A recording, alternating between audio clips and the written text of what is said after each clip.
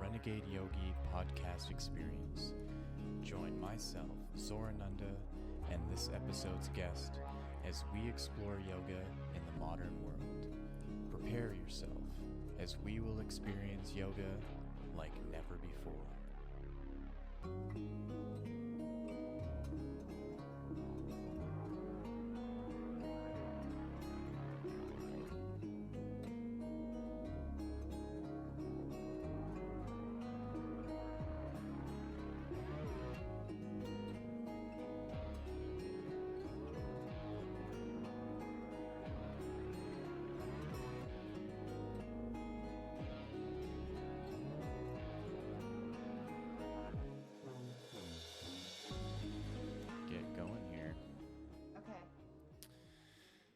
So how's it going? It's been, I think the last time we chatted was, I think like almost a couple months ago now on your podcast, Consciousness on Tap. And I would say since then, a lot has changed in my life. And so, yeah, I'm just curious to know how things are going for you up in Alaska. So it's been pretty cool. The summer has been really nice. Like we've had a lot of super sunny days, and I've been doing, I guess, a lot of manifesting and clearing and spiritual work, like on myself, and then also with others. For like 2 seconds here where I live in Juneau, they sort of lifted the mandate mask wearing for people that were vaccinated. And so everyone, regardless of whether they got vaccinated or not, just like took their masks off and threw them to the wind. And that was a beautiful thing for a while. I felt like my spirits were lifted, um, and then just recently here, they've had this huge spike in the Delta variant, and everyone's been sick. And so they're just like they're trying to lock us down again and shut everything down. But thank God the town grew some cojones and like just refused.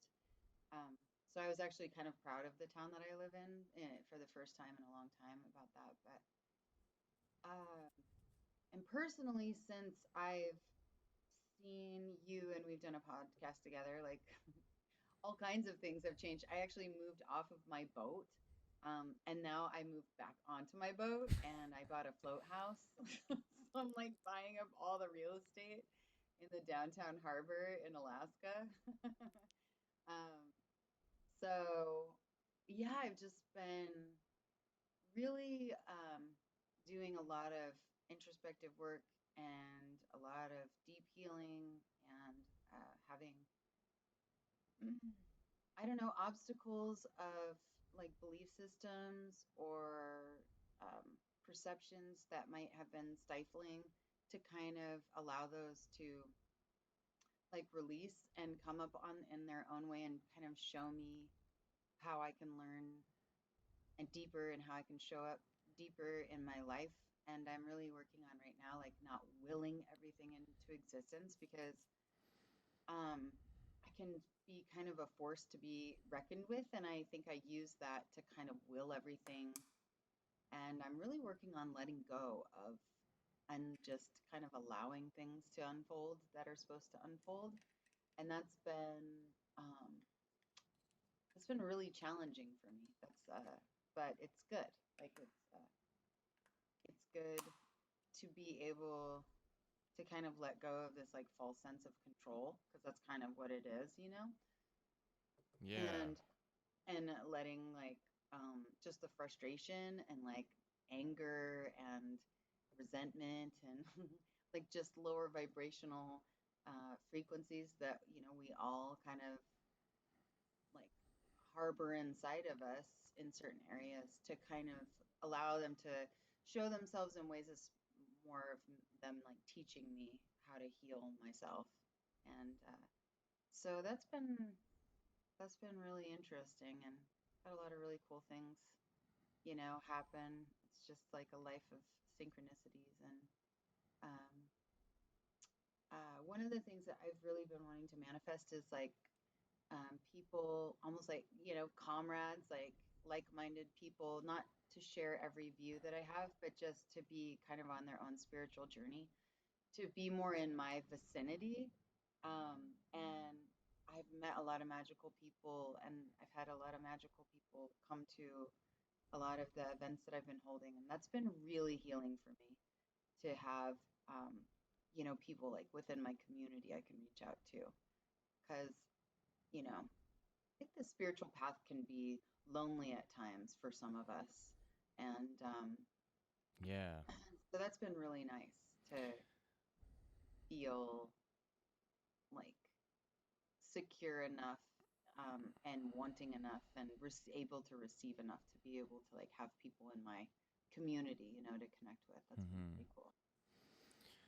Yeah, I noticed even in my life and the community here in Edmonton, several years ago, the community being fairly strong and fairly connected through just events and parties and festivals, workshops and meditations and all that stuff, and then seeing how I took a step back out of it, not really out of my own will, but because of the partnership that I was in. So one of the new things is that the partnership that I've been in for the last 5 years is slowly coming to an end. We haven't fully come to terms with that fact. I am in a new space, so as you can see, my room, my backdrop is a little bit different. But the first thing that happened to me over the last couple of weeks was reintegrating back into that community and reintegrating back into just the group of people that I've met and become such good friends with, where I feel like I did a disservice to them in kind of taking a step back and no longer really facilitating the way that I was. And now I just feel like I'm like this phoenix, right? And I'm like re-emerging. And I went to a festival a couple weeks ago, and just like seeing everyone that I would normally see, but I haven't seen in even like a couple years, due to not only, the pandemic and the lockdowns and everything, but also my own interpersonal journey of stepping away because of this person in my life that is and was important to me, right? But then feeling over time that it wasn't about just spending time with this person. It really was like I was being taken away from something, and without the recognition that a group of people who are seeking love and bliss and connection through spirituality is a really important thing. And I even feel like something that isn't really discussed or spoken about in the world is that over the course of the pandemic, what stopped largely over the world were spiritual gatherings and events and festivals. Because if you really think about it, prior to the pandemic and like 20 to 30 years, or even more, like 50 years since Woodstock, that over the course of the 50 years, it became a societal norm for tens of thousands and even hundreds of thousands of people to travel around the world and gather together for these music festivals. And then what happened was that these music festivals grew into yoga festivals and meditation festivals and seminars of just all types of spirituality to gather people together, where up until the pandemic, you have like, who knows, millions of people every day traveling the world to meet together, to extend love and compassion and empathy and togetherness, where all of that ended. Just in the blink of an eye, everything was shut down. And so to me, that was a signifier of how powerful those events really were. And what happens to humanity when that's taken away, when suddenly, when you're so used to going to 3 or 4 festivals a year and seeing all these amazing people and having these really amazing, beautiful experiences, to suddenly you're shut out in your home and you can't do anything for a year. And so I just really feel like it's not only in my life, but it's in almost everyone's life, this reemergence back into this sense of togetherness and community.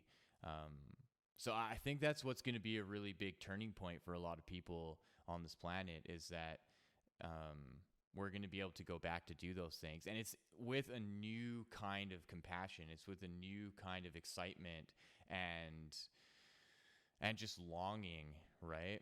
Where I think before, in the past, over 50 years of people getting used to it, you can kind of take advantage of it, right? It's just your norm in your life now. It's like, depending on where you live, especially if you're in the United States, where you have access to like all types of festivals you can drive to at any point, right? Where I think now, even with the limitation on some travel still, that there's this huge burst of excitement to get back into those things. And even the festival that I went to was just a small festival. There was maybe 200 people, but it felt like a larger festival, right? Just because of all the excitement and the energy of everyone. Yeah, well, I think it's underestimated too, of how much we heal one another.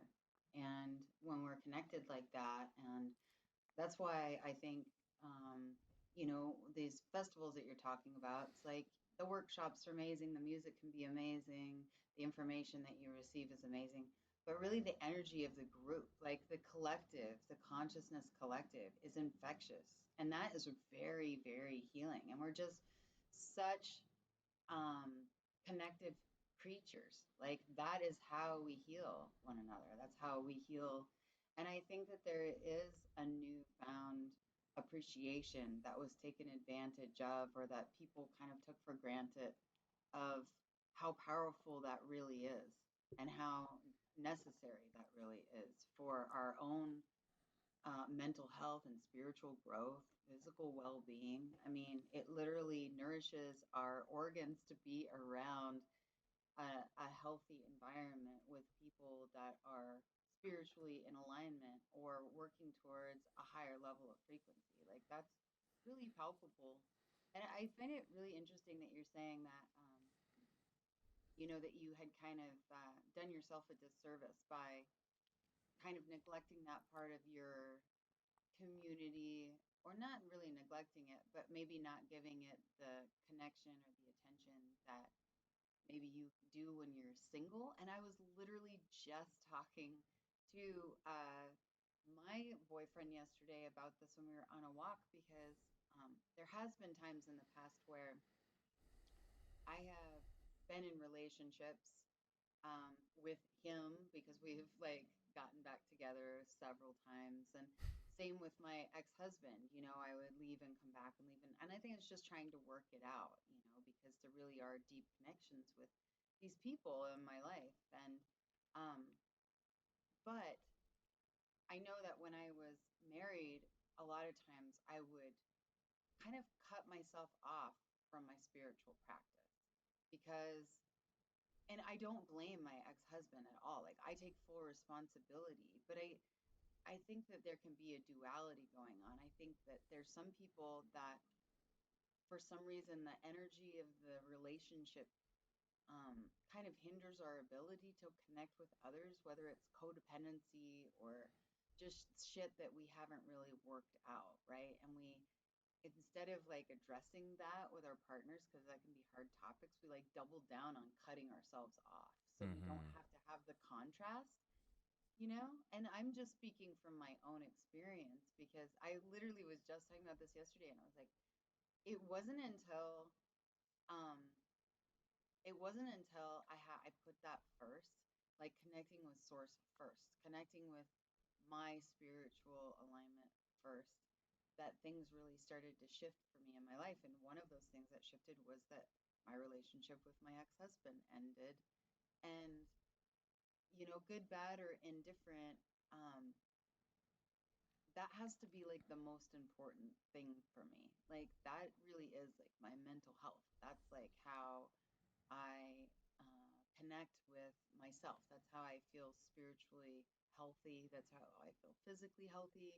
That's how I'm able to cultivate compassion and connect with people and be more authentic. And I just find it really fascinating, though, how we can depending on what relationship we're in, for some reason, it's like, I don't know if it's because it's a reminder that the relationship isn't maybe what we want it to be, or that it's a reminder that like that time has passed, because relationships are really difficult to like have an expiration date, because we're just so ingrained into our heads, like that you find the one and they're the one and they complete you and everything falls into place, and that's such a it's such a farce. It's like I do believe that people come into our lives and have lessons for us, of help us deal with like our shadow aspects that are very Mm-hmm. difficult, and they shine the light on those things.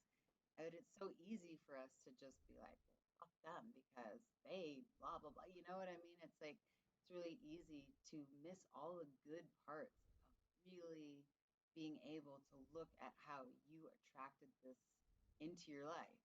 Like, I love that stuff. I think that that's just like what life is really about, is to um, let go of those things, to have our trauma triggered so we can have that be our teacher, you know, Mm-hmm. and to cultivate more understanding so we can have compassion for, when those things arise in our lives, or they arise in other people's lives.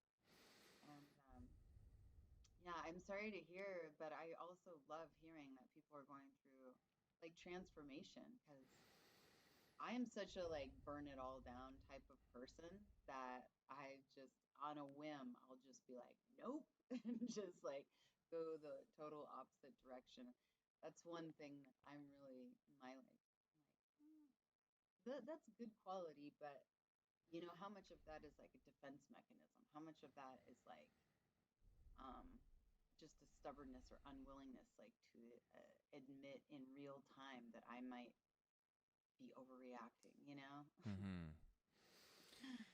Yeah, the analogy that I that was really helpful for me in understanding the kind of difference of dynamic between the two of us, and um, kind of where we each took a 1 degree turn. You know what I mean? Like, our paths were parallel at the beginning, and then we each took a course direction 1 degree off from each other, that over 5 years ended up with a huge difference in distance between us. Hmm. Is when we meet someone for the first time that we're attracted to, inside our mind, they are naked to us, right? So, and in the sense that we don't really know anything about them. And over time, we dress the person in our mind. So we dress them with the memories and the experiences that we've had, and it keeps happening over time. And what I found in the difference is that I was doing my best to dress her with positivity. So anytime I would think about her, and say if we got into an argument and that part of my mind is just kind of going off on whatever the argument was, I would allow my mind to express that, but then I would choose to dress her with positivity, because I would think about, um, you know, the time we went to Brazil, or the time we went camping, or the time she took care of me when I came back from India and was really sick. So I would continue to do that. And then what I realized is that with her, she was doing the opposite, and she was finding ways to dress me with negativity. And that became a point of contention, and we end up clashing because I'm wanting to come from this place of continuing the role of positivity, where she can't help but do the opposite. And so over time, that ends up turning into behavioral patterns, right? Because then my behavior is to not listen to my mind that's judging and being all negative, and to always see the light of the situation, and try to come to some kind of agreement, or beneficial compromise. Where on her end, because of all the negativity that she's dressing me with on her mind, is that it led to just that one final straw that just created the explosion of right between us. And thinking about that, I see how that is just a tactic, right? It's just a strategy that I am implementing because of what I've learned from past relationships, and what I'm learning as I go on, so that I have a good sense of kind of where I'm at each day. And what I found interesting that happened was, each kind of argument that we would have, I would always come back to that positivity, and I'd always find a way to find a resolve within me, and choose her over everything. And it was interesting because it was in this final time where that just didn't happen, and it almost couldn't happen. And the part of my mind that would be so vocal in supporting the relationship and defending it was just suddenly completely silent. And it shocked me at first, because I didn't expect that. But then it started to grow into comfort, and it started to really show me that there are things happening that, if it's prolonged over time, it will make even more like worse situations. And so I was just basically guided and told, like, okay, you have an opportunity here to see that you're worth so much love, and as much love as you've been giving this person. And for whatever reason, she has this inability right now to want to be compassionate and loving, and there's nothing you can do about it. So just let go, be comfortable in not knowing, because who knows, like, it could be a couple months from now and we rekindle our emotional connection and everything is fine, or it's a year from now, or it's never, right? And so it's really interesting to see how that plays into what has happened over the last couple of years with the whole pandemic and the isolation, and like seeing how a immediate change of our world, and immediate change of our own habits and our own way of being can just affect everything in our life. So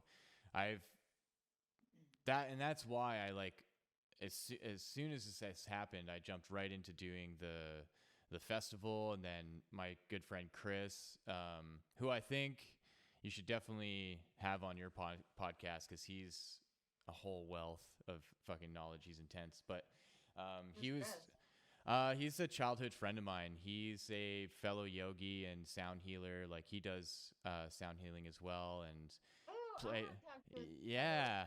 Healer, man. Yeah, and he makes like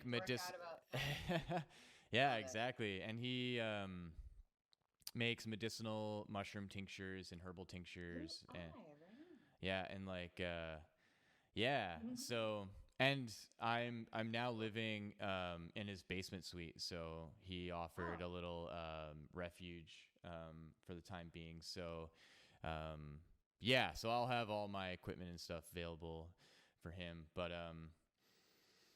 yeah, so then I immediately had this outlet to reintegrate into, with doing the festival, and then going to do his cacao sound healing ceremony last weekend, and just feeling really at peace with everything, and just continuing my life, and realizing that, like, really nothing has changed in my life. The only thing is, like, where I'm living.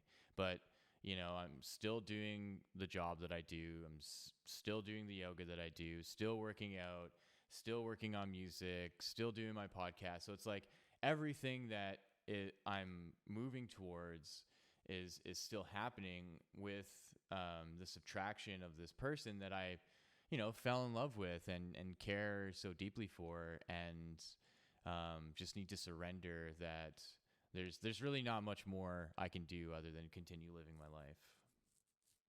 Yeah. Yeah, relationships are tough, and I think that, they're hard enough. And with all the stuff that's gone on for the last 2 years and all the lead up that happened before that, it's like a lot of people's relationships were um, kind of built on a mutual understanding that you don't spend that much time together, you know, Mm-hmm. or that you have all these busy other things going on. And so they weren't really they weren't really seeing one another, and they weren't certainly weren't seeing each other like during a pandemic when people, whether you were afraid or not, the vibe of that fear pulsating through. It's like if you weren't afraid of getting sick, you were afraid of new world order fucking really coming into fortitude, and all the conspiracy that you've studied for the last 20 years was actually happening in real time, which Mm-hmm. is very unsettling and scary. Like having your freedom being taken away, being locked down, not being able to travel, having to wear a muzzle on your face, like all of these symbolic things, and then have the indoctrination of 6 feet everywhere you go. They're singing songs on in the grocery store lines. There's signs everywhere in case you're so dumb that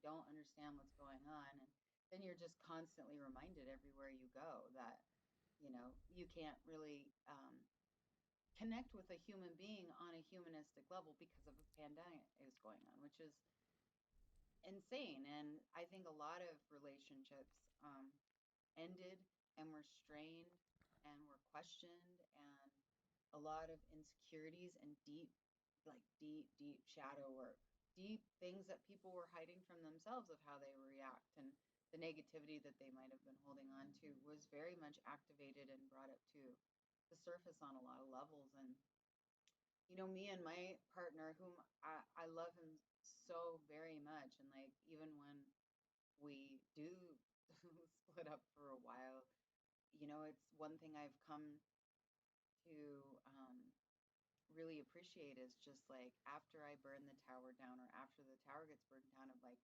what is left, and just this deep admiration and love. It's like just because these relationships ended in ways of what we thought they were, or where we thought that they were going to go, a lot of times we're just so quick to just write off that as just being like a waste of time. Like I've listened to a lot of people just talk about that they've wasted time, and I mean, to me, everything is a learning experience, even being in situations that don't work out the way that you think they are. So I think it's a beautiful thing, and I think it's a great thing. Like one thing that I really thought about a lot, it's not what my boyfriend, what his expectations were of me. It was the expectations that I started putting on myself. It's like I started putting these chains on myself. I started dressing myself. Like I saw your analogy and I can see that, but I also feel it's like I feel like when we come into relationships, we're naked. Mm-hmm. Like we feel like exposed and raw, and it's just like this deep, you know, like really high frequency of emotion, to where we're just kind of bouncing around and light on clouds, and we don't need clothes, and everything's working out, and everything's beautiful, and you see colors that you hadn't noticed before. And I think that we start also like dressing ourselves with these expectations of how we think based on like a nonverbal communication, even. Because so many times in relationships, it's like we'll have this like resentment. We'll notice, we'll be like, oh, that was a dick move, or oh, fine, don't get me a spoon for my coffee in the morning, or it's just, but we don't say anything, but it just adds up. It's just this, and then I hate to say it, like it's not a women or a man thing, but I think women do that more than men. I think that, I mean, just speaking from my own experience, like what you're talking about, how your girlfriend just was dressing you with negativity. I do that too, and it's a good thing for me to look at because I'm like, I walk away and I'm like, man, I don't want to treat anybody like that. I really Mm-hmm. don't. And like when I'm doing it, I'm doing it to myself as well. I'm dressing myself in negativity so then I don't practice my spiritual work as much.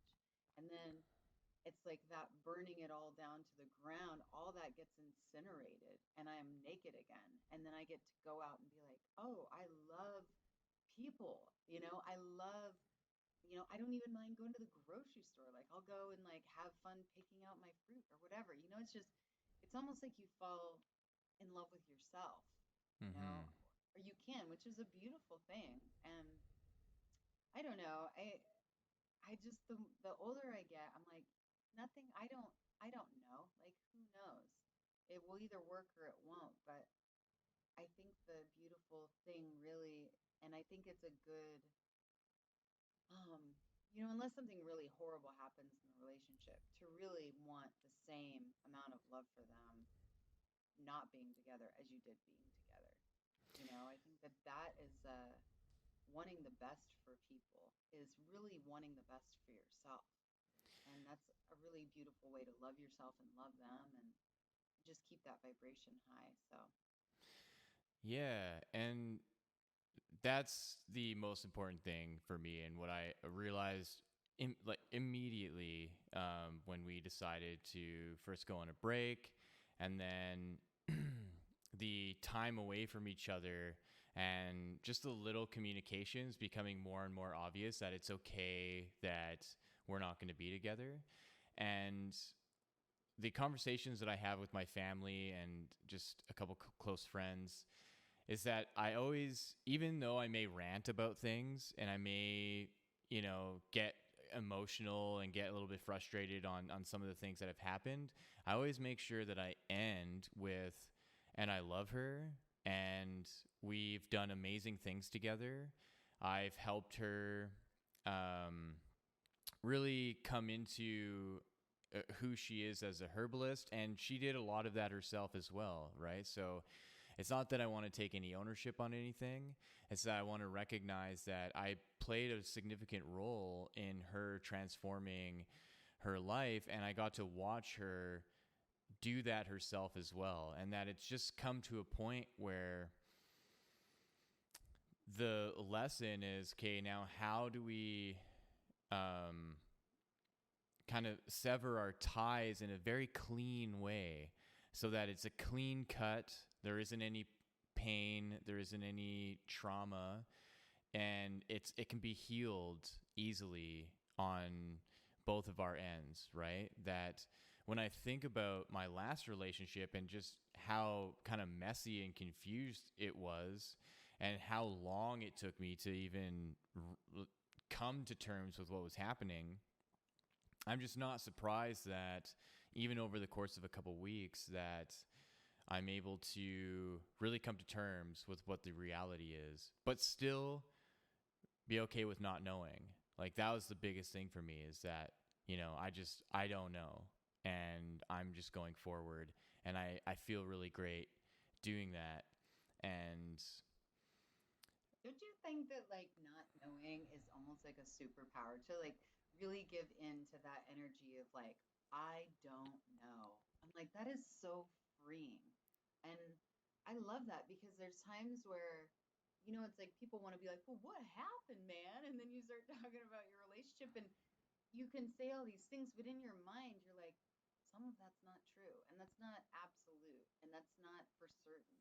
Like, mm-hmm, and I do that with myself a lot. Like anytime I start talking about something that I think I know, when I'm declaring something, it's like I can hear in my mind the counter, not argument, but just perspective of what that also could be. And I don't know, I've been really into like timelines lately. I keep talking about this with everybody. Like any like spiritual work people come to me to do, like I'm literally about timelines because I do really feel, and just in my spiritual journey that I've been on forever and ever, like the more I'm on it and the more I'm like people.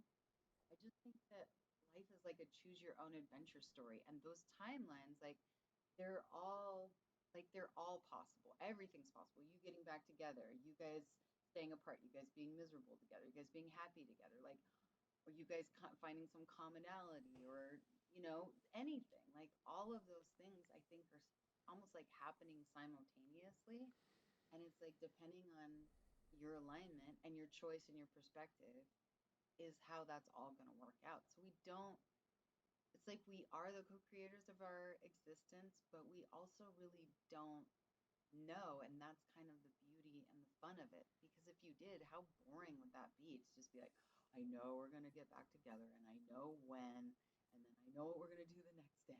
You're like, Mm-hmm. that's not fun. Yeah. And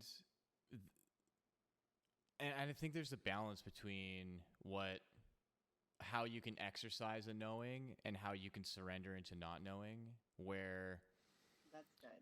yeah. And the knowing in me is recognizing if um we can both be responsible for the changes that need to be made in each of us to allow for the relationship to come back together and flourish, right? So then there's a knowing in me that there's things that I'm going to look for as signs and symbols and synchronicities that are going to spark excitement and spark the yeses.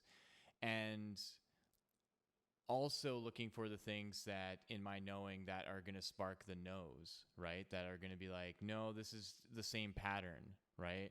And because at any point I can easily move back in and be like, yeah, I'm in. And then a week later, we go through the same thing, right? We are just, we really haven't taken the time to grow or really learn the lessons. And then it just becomes a burden again, where then the surrendering into not knowing is, like you said, the timeline of that, right? I can't expect that it's going to be tomorrow or next week or next month or next year. And so just by not knowing and just keeping the timeline completely open, then there's this like sigh of relief that I don't have to carry that as a burden. I don't have to carry that in my consciousness of like, well, when is it going to happen? Right? Because I don't know. But I do know that now I have boundaries and standards, and that's what I'm going to look for. So if I see continual red flags and red lights, then that to me in the knowing can be so much more firm that the best thing is just to continue on our own path, and that's totally fine. And the way that I kind of introduce yoga into this is like the yamas and yamas in Ashtanga yoga. So I've been really focusing on ahimsa and satya, so non-harm and truthfulness, right? So how can I be true to not harming this person, and how do I be true to truthfulness so that I'm not harming myself at the same time, and I'm being true to myself at the same time as well. And what that translated as is, yes, continue the things that you've already been doing. That is how you are true to yourself. Because if I were to slip into some kind of depression and just stop everything, that's partly of what she wanted, right? And the attention that she wanted. And, for me to only go to work and come home, and that's it. There's no time for anything extracurricular that I want to do, if it's making music or doing a podcast or working out. And then it just becomes a really clear indicator that staying true to all the things that I love is the harmonious path. And then that's where I can exercise the knowing, right? And have that balance between it. I don't know what the timeline is, but I know that I love myself and I love her, and this is the best way that I can love myself. Yeah. It's interesting. Like, I don't know. I think a lot of relationships are based on like this codependency. It's like, Mm-hmm. and what I found, I guess like I have a contrast between, I haven't been in a whole lot of relationships, to be honest with you. I've avoided them like the plague my whole entire life. Like, anytime, like, I didn't really have a lot of, anytime like boys or men, well, it was really boys in high school, like wanted to get serious, I just had nothing to do with it. I just could not take it seriously, and I just didn't want any sort of like, I don't know. I was like a guy's worst nightmare pretty much.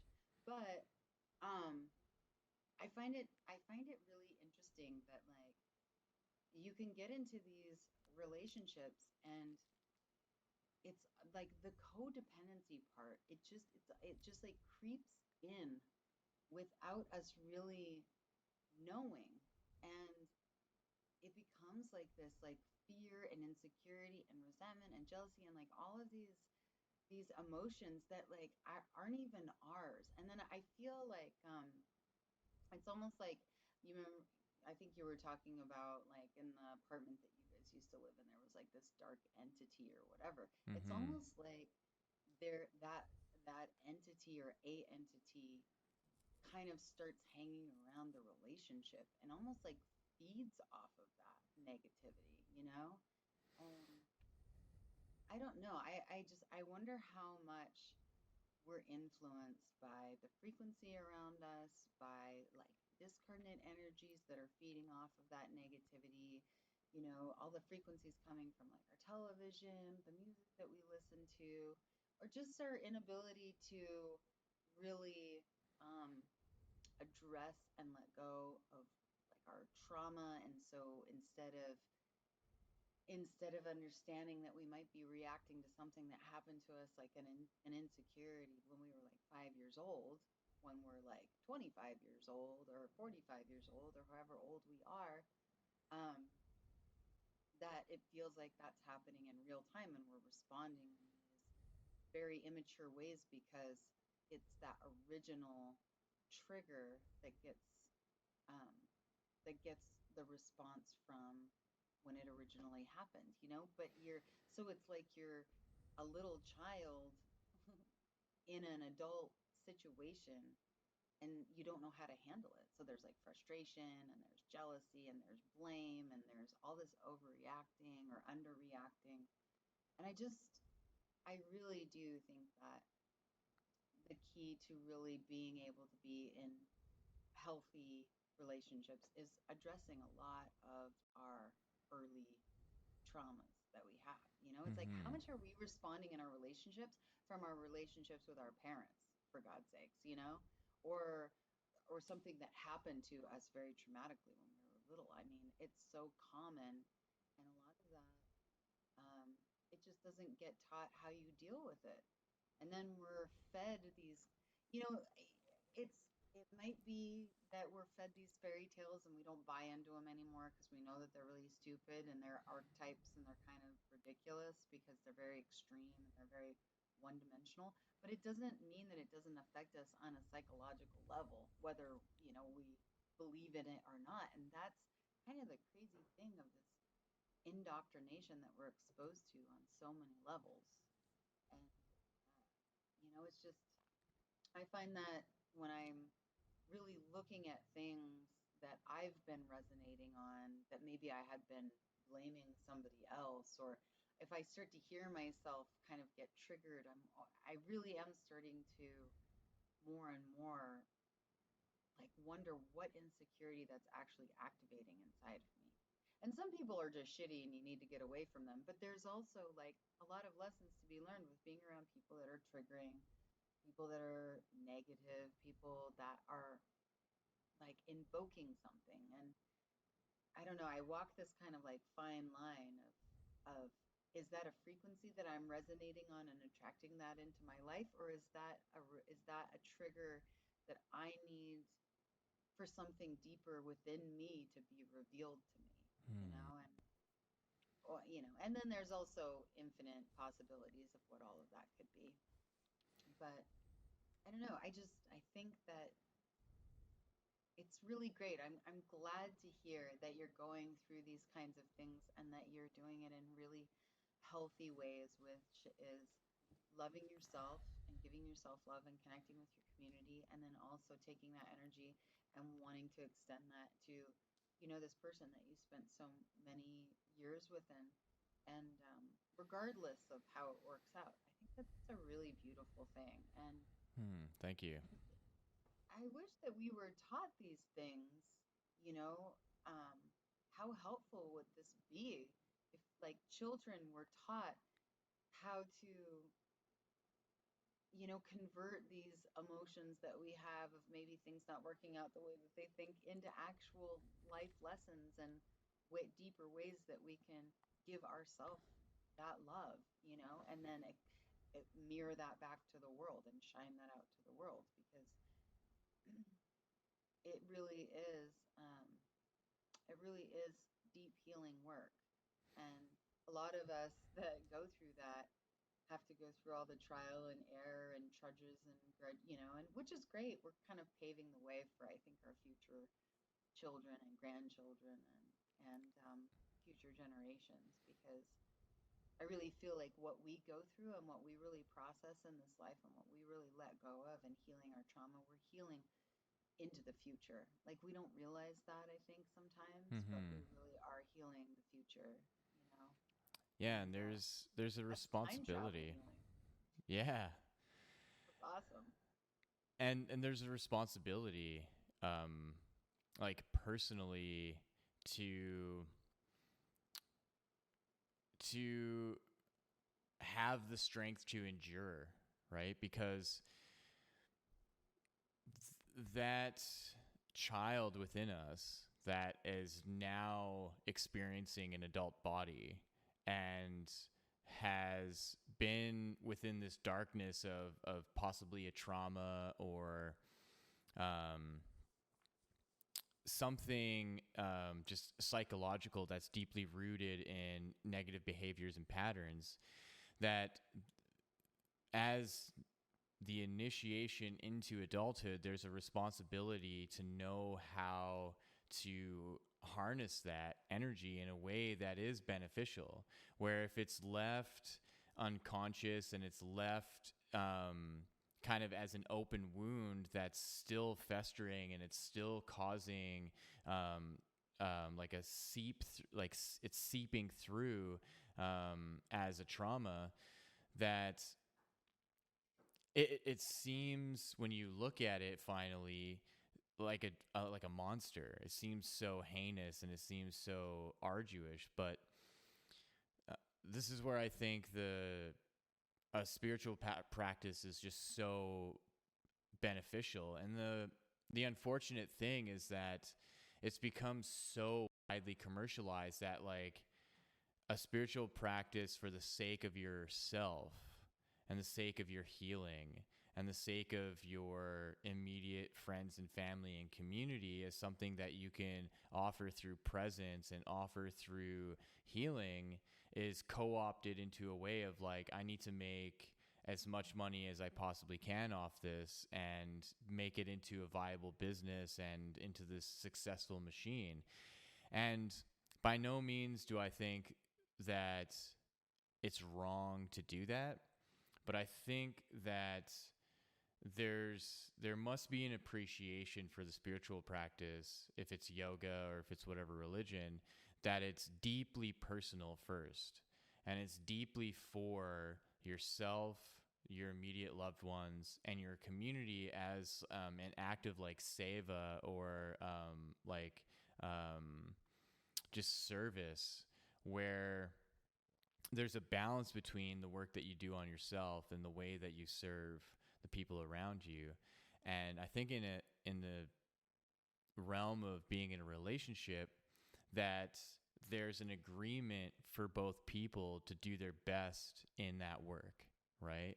And that for me, I'm not trying to pressure my partner into doing it the way that I do, and vice versa, right? And that we can come together to enact and to realize healing for the betterment of both of us. And I saw personally for myself that it became one-sided. It was something that I was doing and she really had no interest in. And then so when I see all this like kind of dark energy from, if it's an entity or not, that my solution to get back into a spiritual practice is unreasonable suddenly. And that's what was also hurtful, is like I shouldn't be really doing my yoga practice and spiritual practice. It doesn't matter anymore. It's just, it's just a part of a community of these hippies that don't know how to really be responsible, and they're everything that they say is bullshit. But then when I look back on my own experience with these people, I'm like, well, I had lovely conversations and connections and we did a lot of great things, so it doesn't make sense on my end. And then it just becomes clear that there's a lot of personal healing that has to be done on her end. And the sadness in me is coming from the unwillingness to do it together, right? So I can relate with that though. Like, so for a same, like, my current boyfriend, I don't know how many times we've broken up, like so many times.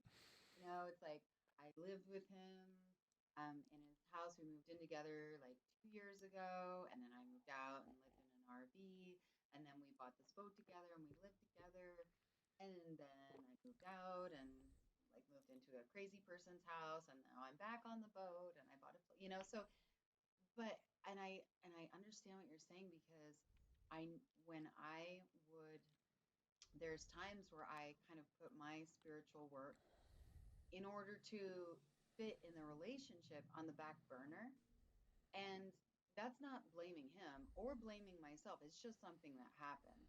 And and it and it's kind of slowly started happening. And then but what I noticed is that when I just got to this point where I had to put my spirituality first and I decided to, that's when the relationship, all the insecurities, a lot of the turmoil, a lot of this like tumultuous energy that maybe was brewing but wasn't really apparent. It's kind of weird. Like I literally am dating my twin flame, and I understand how lame that sounds, because I'm not like new agey, like, oh, it's my twin flame and we're twin flames. But the synchronicities, the things that with us, with coming into each other's lives, it's undeniable. It's ridiculous how much spiritual work I think that we are meant to show each other. It's out of hand. But he would go dormant, and almost like, and then I would get insecure about like doing sound or doing my rituals and doing my magic, and so I wouldn't do it, or I would not want to do it in front of him because I'd want him to be gone. Same with like podcasting, like I kind of stopped podcasting.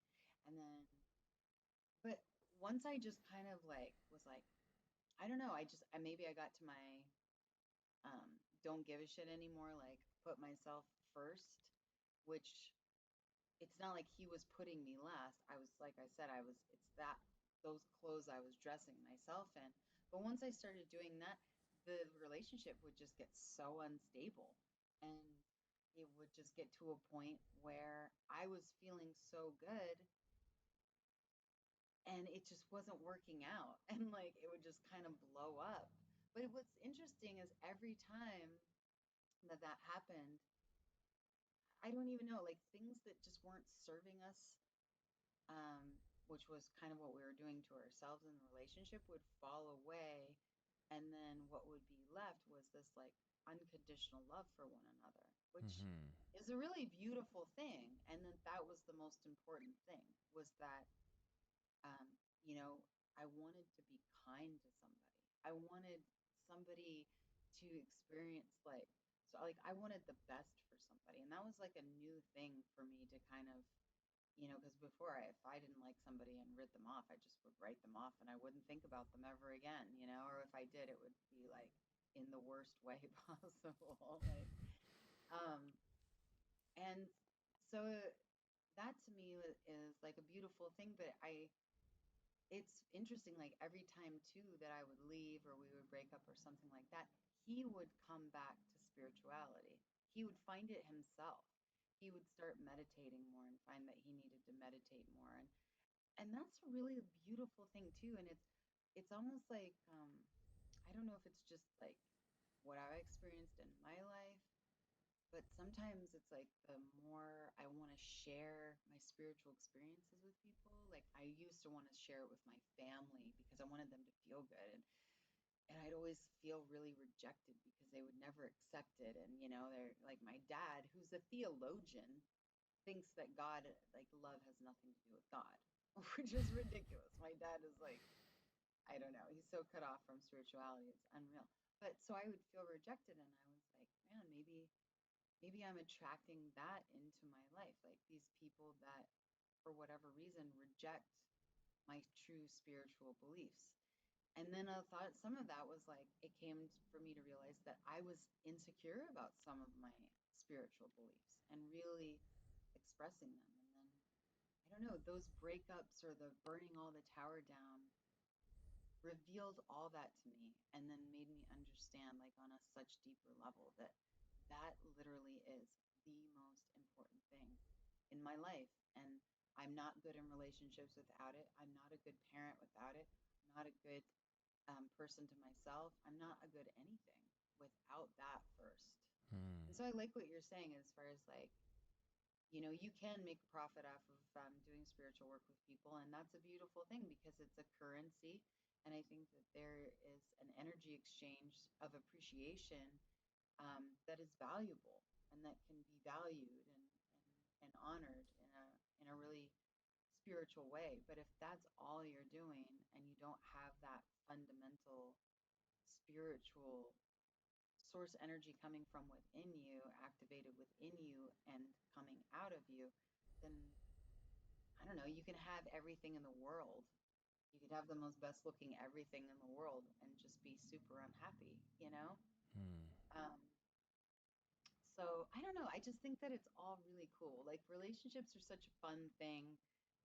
They're very complicated, and the amount of consciousness that we are brewing on all levels all the time is pretty unfathomable when you think about it. It's pretty amazing. It's like we are not one-dimensional beings. We have a multitude of emotions going on, and the fact that we can love somebody so much that, and then like we're so sick of them the next second, or can't stand like how they look after, like while they're eating or something like that.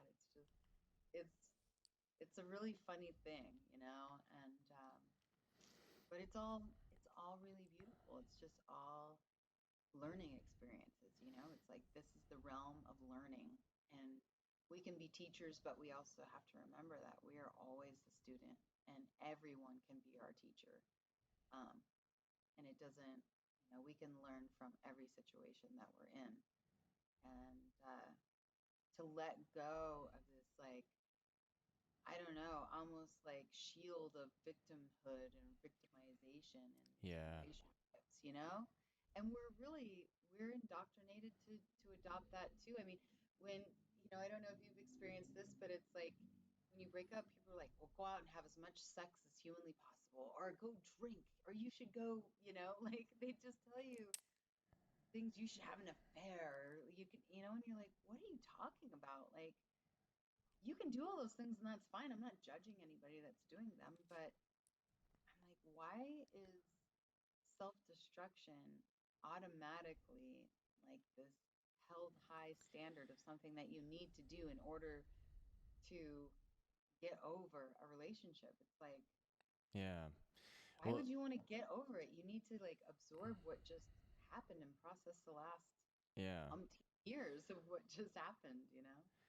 Well, I think a common view, or like a kind of like normal societal view of relationships, is that it's kind of self-deprecating, where um, there's so many limitations, there's so many things you can't do. There's this sense of a lack of freedom, right? And I think it has to do with our kind of animalistic sense of lust and desire, and just fulfilling needs.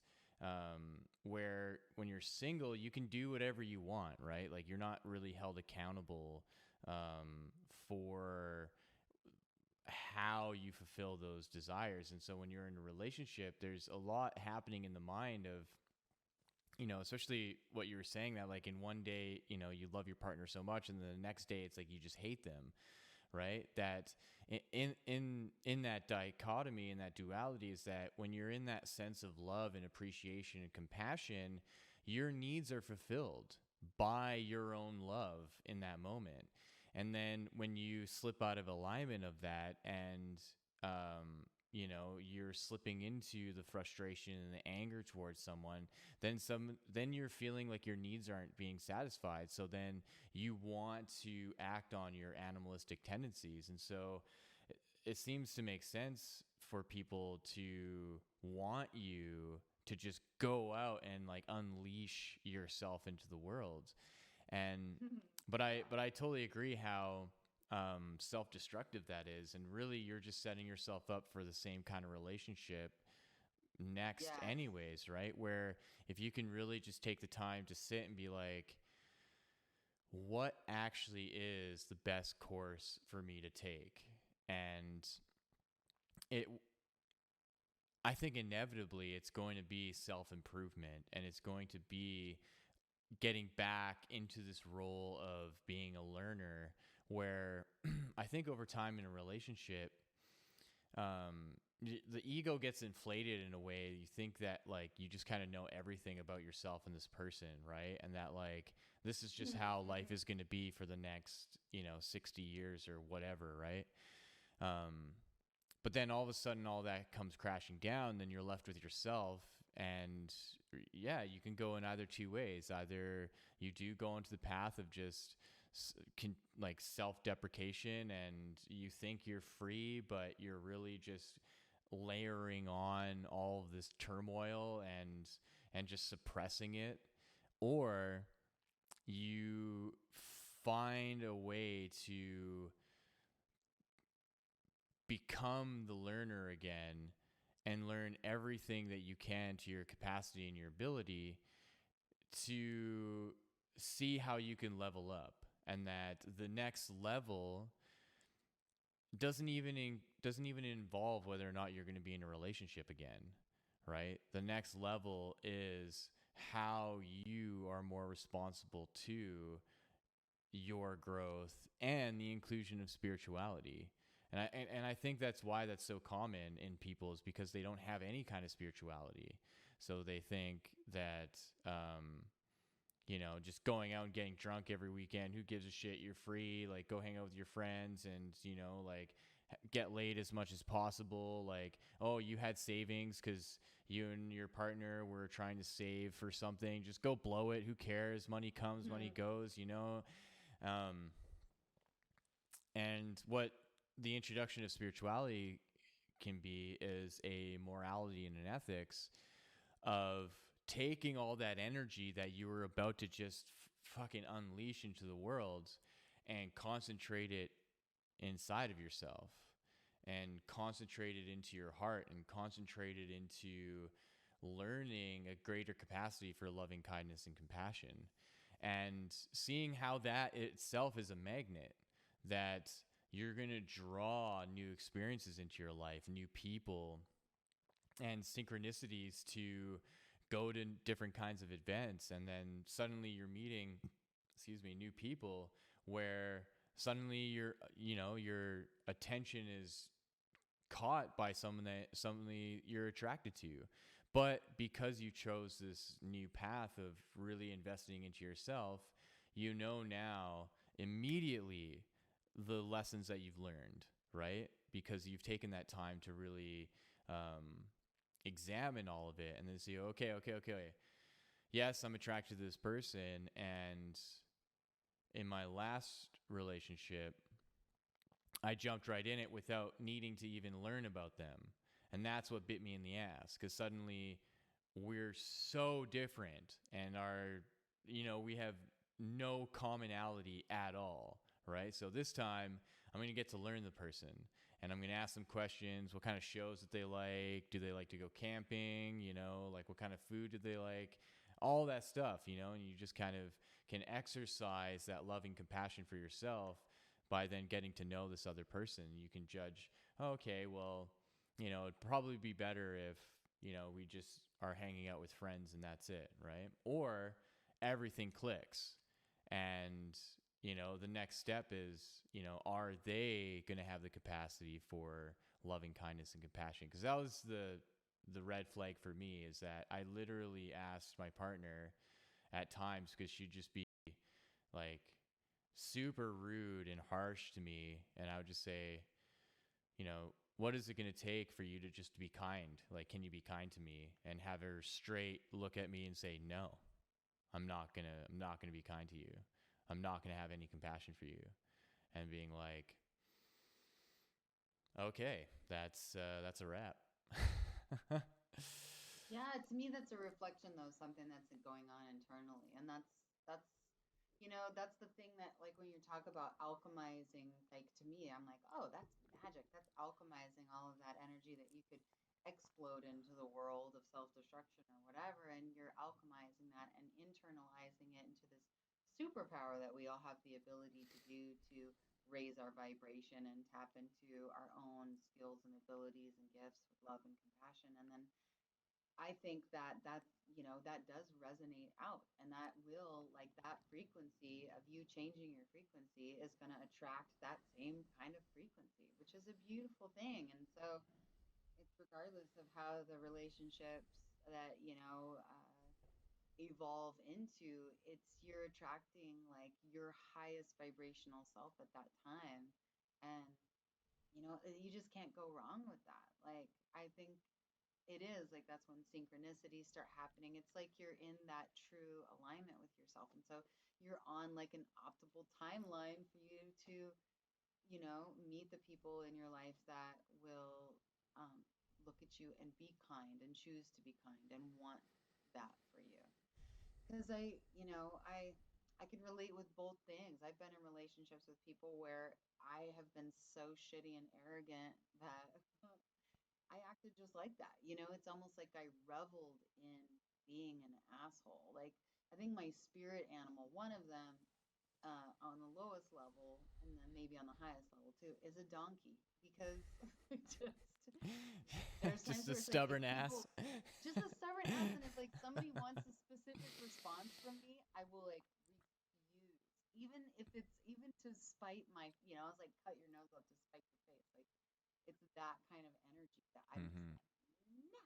And I'm sure it's like some 5-year-old self-defense, insecurity or something that's developed. But and it's a good thing for me to recognize that, because like deep down, like, I think being stubborn is an ally, right? I don't think it's all negative. I think having Mm-hmm. donkey energy has gotten me into a lot of good places as well. But at the same time, like, in my life right now where I'm at and the experiences that I've had, I'm like, wow, I don't ever want to look at somebody and say that to them. I don't Mm-hmm. ever want to, I don't ever want to be that way. And I certainly don't want to be that way about people that are important in my life, and so, um, yeah. But, I think it's cool. Like, you're very fortunate that you get these perspectives and that you get to experience all of these things. And my dad always told me that you can learn just as much from people that you don't like as much as you can from people that you like. I think he actually said you can learn just as much from dumb people as you can from smart people. And I think he told me that when I was like really young, like, 7 or 8 years old. And for some reason, I took that so deeply to heart, and that really is like one of my mottos. I'm like, yes, you actually can learn on how not to behave by seeing people behave in ways that are unattractive to us. Like, that is a teacher. So you can be like, oh, thank you. And then Yeah. move on. I really appreciate that lesson that you showed me. Like, I don't want to do that to anybody. And that's a beautiful thing to know. That's a authentic knowing, I think. Mm-hmm. So, yeah, I don't know. I'm happy for you. I'm excited. I'm always excited when people are going through transformation. And, it's like if somebody's telling me they're getting divorced, I'm like, yes. And I don't mean that in a negative way. I know it can be very disruptive, but sometimes I think we need that disruption. It's almost like, there's times where people are like, why did COVID happen? Why did all this stuff happen? And it's like, well, think of all the changes that it has invoked, all that earthquake, all of that tumultuous energy that was there vibrating anyways, Mm-hmm. whether it was passively, aggressively being fucking tweeted about or Facebooked about or whatever. Now people are, um, having a lot of mirrored imagery and mirrored behavior kind of flashed back at them, and that can be very uncomfortable. And so there's a lot of unsettled energy right now going on, and I think that's really come to a peak. I don't know where the peak ends and the healing begins. I really do sort of feel like we are on this. I did for a while feel like we were on this kind of like fear decline and this like healing, but I don't know. I think it depends where you live in the world right now because where I live, there's so much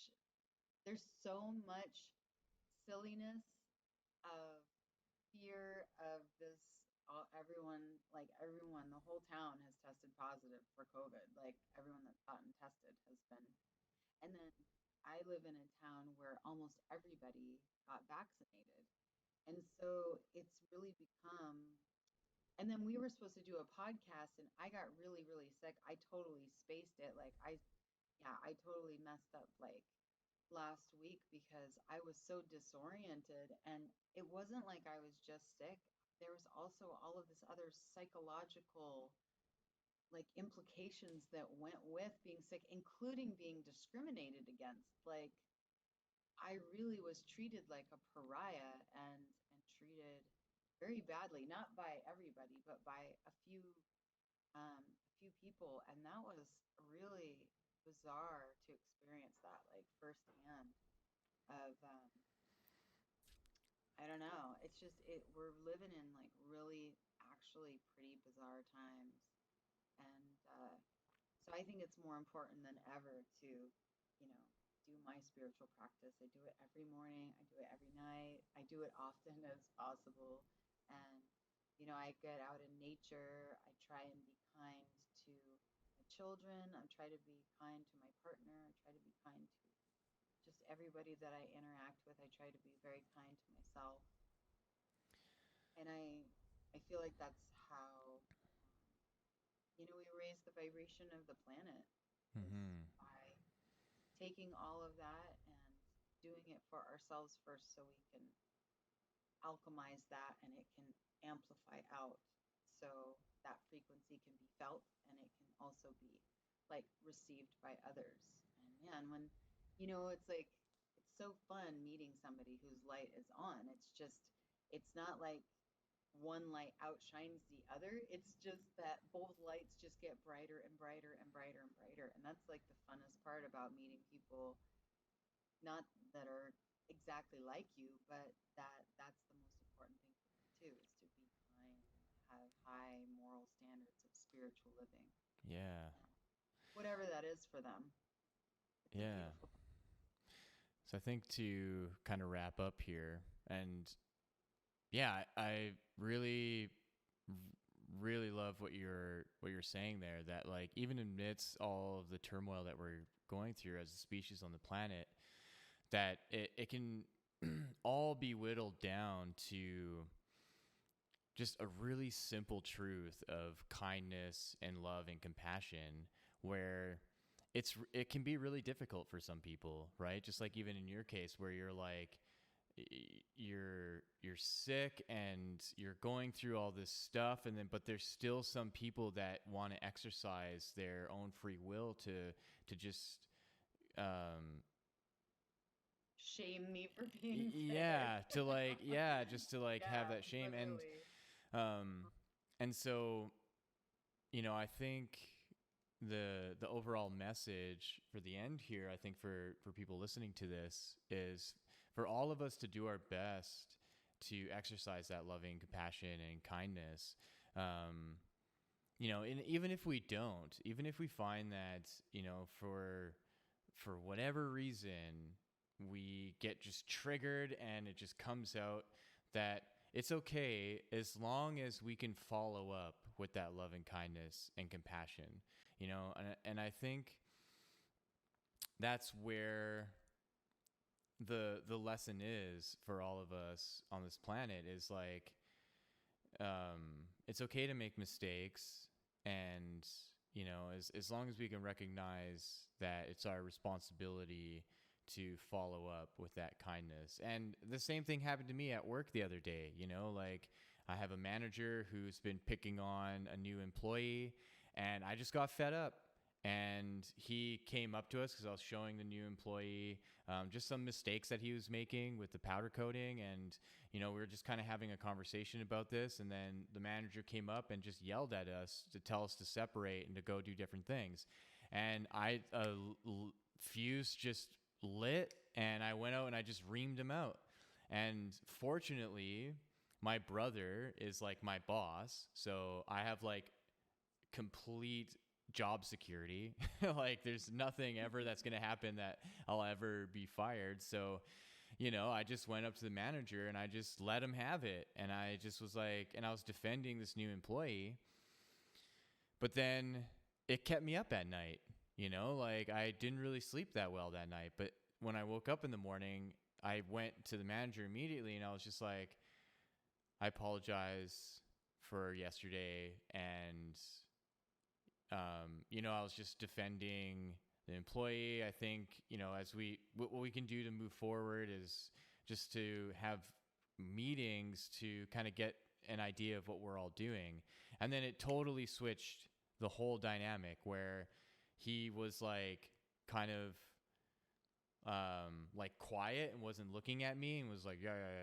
But then as soon as I apologized and as soon as we started talking, then everything shifted and we got right back into our normal dynamic and we were fine after that, right? So I think that's just the kind of step that we can take, especially when it comes to social media and this whole thing of like misinformation and disinformation and all this stuff, is that, for us to exercise, if we're going to have an argument with someone, that at the end we can just say, yeah, I'm sorry for, my attitude and yelling, this is my stance on this and this is your stance, and I can accept it, and that's just how we're going to go. But, well, I think apologizing is a superpower too. And I think that like what you're saying shows almost everybody wants harmonious like that's our homeostasis, is peace. yeah,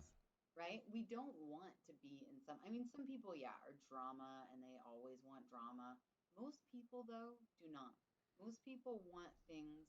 So that's like a conditioning, though. It's like a conditioning to keep up this disruptive behavior. Because if you hadn't apologized, holy shit, like that feud could have gone on for like 10 years, yeah, Like it could have grown into something. And then it's like, what, every interaction that you have, you go to a festival and talk about how your boss is an asshole. Like that's your story. And it's like, how many people are just walking around with these belief systems that are not even theirs? They've just convinced themselves according to a perspective. And I think that that's the beautiful thing. It's like a miracle is literally a shift in perspective. And when you apologize, you have taken that timeline of you guys being feuding and you being a dick and him hating you or whatever. I can't believe that you talked to him like that or whatever. You've like that timeline, you just jumped. You fucking jumped. And you did like a choose your own adventure story to where you changed the story of the outcome based on perception. And then his whole perception changes because there's a deeper understanding that you guys both want peace, yeah. And just like the recognition of, such a beautiful thing. yeah, Communication is like like communication and misunderstanding is like 99% of what the fuck is going on in yeah. the world today. and feuding. Like there's people that are like, "Oh, I actually thought you said I hate you," and you're like, "No, dude, I said bye. I'll see you tomorrow." Or, and then people will just not talk to each other for years about that kind of perception. And Hmm. that goes back to relationships. How many relationships are built on nonverbal misunderstanding communication of our own insecurities, you Wow. know? Yeah. So much. I mean, so much. And so I don't know. It's such an interesting topic that it's like the learning and the teaching and the lessons and the growing and um, the spiritual lessons of it all are just never ending with relationships. And that's really the beautiful part about it is we can learn so much just of our own selves that um, it's it's invaluable information, and it's nothing that you can read about in a book can tell you about this. It's like this is stuff you gotta go through, Yeah. and you really have the opportunity to grow if you want to. All that's there. That timeline exists, but all the opportunity to just like stay in some feud and have your story and stick with it and tell everybody you come in contact with, that timeline exists too, and you get to decide like which one you want. So I don't know. Um, I don't know. I just think it's so neat. I'm like, it's magic. Everything is so magic. I love how magical life is. And yeah, Yeah. I think teaching people that magic is real and that we're the magic, and you can alchemize your emotions, you can alchemize frequency by doing things like yoga and breathing and meditation and taking these like deep philosophical practices and or religious ideologies and incorporate them into your life to spread more higher vibrational energy is such a cool thing. Such a cool thing that we can do. I totally agree. Well, um, thank you so much for hopping on my podcast. Yeah, Yeah, I I'm just excited for you. What is the name of this podcast? the Renegade Yogi Podcast Experience. That's right. Okay. Ripe. Yeah. Awesome. Okay, cool. Well, I'm still, I actually, I don't know if I told you this the last time or if it had happened, but I took my um, podcast, Spirit Junkie, I took it completely off. I had my own, burning the tower down, and that was part of it, of this experience that I had that I won't get into because it's way too long. But Mm-hmm. right now, I'm just doing consciousness on tap, and that's on rockfin.com/consciousness on tap. And then, I post pictures of my dog and being out at the beach a lot on Instagram. I don't do a lot of spiritual promotions necessarily. Sometimes I do through like I've been doing a lot of full moon sound baths and new moon sound baths, and I just taught my first workshop um, that was really, really, really cool. I, it was pretty amazing. Mm-hmm. It was a fun experience, and so I'm going to do more of those, and I post those on Instagram, and I think that's Spirit Junkie 1331 on Instagram Mm-hmm. is me. But yeah, where's your podcast? Is it on Rockfin or where's it at?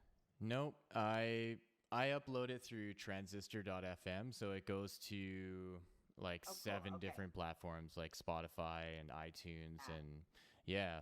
Um I'm hoping to get on Rockfin at some point. I've been like really trying to get on the tinfoil hat, but yeah, I think I've just I think I've just annoyed Mark too much to being like, hey, can you talk to Sam? So I'm just doing my own thing right now until it happens. Yeah, I have some like cool stuff coming down the line because I pitched an idea for an episode that's a lot along the lines of my work with future life regression and my theories around endogenous DMT and the history of humanity. So um, I'm teaming up with a psychologist. We're going to do a case study on looking at EEG readings to compare EEG readings from a study of participants doing DMT and looking at the brainwaves and see what happens when people are on DMT and they're getting their brainwaves examined. And our study is going to be the series of breathing techniques that I do that and my hypothesis is that I am actually manipulating and I don't really like the word manipulating, but I'm inducing, like stimulating your own DMT. that I'm stimulating and inducing my own endogenous DMT. So we're going to look at the brain readings and through the EEG when I do these techniques.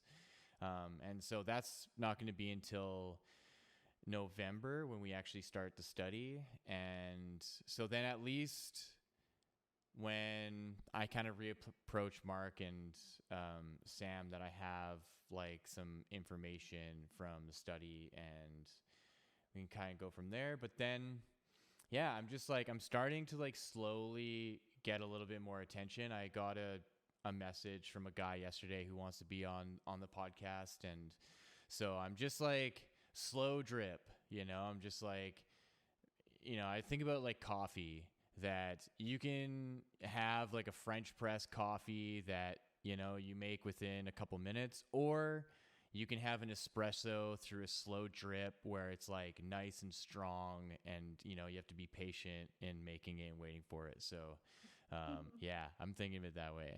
A slow drip, powerful. Yeah. Slow Drip Coffee podcast. Yeah, all we talk Man. about is slow That's drip cool, coffee. Man. Yeah. I think the most beautiful thing about it is just having fun. And just letting go of whose fucking podcast you get on. Because all that is just kind of a pissing contest, I feel like. And it's like, fuck all that. That doesn't make you more credible or more incredible, like depending on who's you're on. Like just being your authentic self. And I kind of I kind of like fell back in love with podcasting again when I just let go of all that stuff. I'm like, you know what? Fuck all that. It's just some sort of dumb hook that people might be using to lead you on, for their own weird energy behavior, which I'm just like not into that. I'm like, whatever. Because, if you say you're going to do something and then you sort of lead somebody on for a long time, it says more about like you doing that than that person waiting, Yeah. So, but then you got to come to a point where it's like, I'll let go all that fucking shit too, man. And that's really where I'm at with like this, instead of willing everything into my life and being like, I need this to happen in order for this to feel like I've achieved something, or, and I'm just speaking for myself. I really am. I'm like, I'm not done with that because I feel like my will is something that's going to be with me for the rest of my life. But I do think looking at it in a different way and being like, why am I trying to manifest this? Why do I feel like I need this? Like, why do I feel like I have to use sheer will? And even if I get it, am I going to appreciate it because I had to like will it so hard, or would I rather just like be like, well, I guess I'll just be on that alignment optimal timeline and then just there might be something way fucking better than what I thought. There might be something more deeper in store for me than something that I thought was going to give me X. Yeah. And instead I got Z or whatever. I don't know. So I don't know. I think it's really cool. I think your podcast is really cool, and I'm really excited. If you're cool with it, let me know when you're gonna post it, and so I can also like share it and be like, hey, listen to us on. Yeah, I'm so Cool. over the last like few weeks, Uh-huh. I a lot of my podcasts have been neglected because of just not having the time to do things and also having like this like subliminal guilt around doing it, right? So I've just spent the last couple of weeks just like releasing all that. And so now being Yeah. like, I have every day that I can work on a little bit. So I have a few episodes that I still need to edit and release, but yeah, I'll let you know as soon as I'm going to release this Yeah. one. And yeah, and then I'll have like clips for you to share and stuff like that. Cool. So Yay. thank you everyone for tuning into this episode of the Renegade Yogi Podcast Experience with myself and Lindsay. You can find her podcast pretty much anywhere as well, specifically Rockfin Consciousness on Tap. And yeah, so thank you. Have a wonderful rest of your day. Enjoy.